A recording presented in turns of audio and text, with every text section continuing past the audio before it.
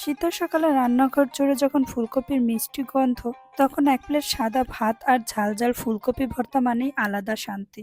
এই ভর্তাটা কম উপকরণে হলেও স্বাদে কিন্তু ভরপুর। ফুলকপির ভর্তার জন্য এখানে আমি একটা ফুলকপির অর্ধেকটা কেটে নিয়েছি আর কিছু টমেটো মাঝখান থেকে কেটে নিয়েছি। দেন ফুলকপি ও টমেটোটা সিদ্ধ করে নিব। টমেটো যেহেতু নরম হয় তাই আগেই সিদ্ধ হয়ে গেছে, এজন্য আমি টমেটোটা আগে তুলে নিলাম। দেন আমি ফুলকপিটা আরো কিছুক্ষণ সিদ্ধ করে নিয়ে তুলে নিব। এরপর ভর্তা করার পালা। আমি এখানে শুকনো মরিচটা দিয়েছি, আপনারা চাইলে কিন্তু কাঁচা মরিচটা ফুলকপির সাথে সিদ্ধ করে নিতে পারেন, সাথে কিছু রসুনও দিতে পারেন। প্রথমে মরিচ ভর্তাটা বানিয়ে কিছু মরিচ ভর্তা তুলে রাখবো। এই মরিচটা বেশ ঝাল হয়।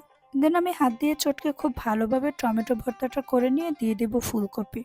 ফুলকপির ডাঁটাটা যেহেতু একটু শক্ত থাকে তাই হাত দিয়ে ভালোভাবে নরম করে নিতে পারেন, আবার ডাঁটাটা ফেলেও দিতে পারেন। সবশেষে দিয়ে দিব ধনেপাতা ও সরিষার তেল। ব্যাস রেডি। আমার এই ভিডিওটি কেমন হয়েছে কমেন্ট করে জানিয়ে দিন। আজকের মতো টাটা।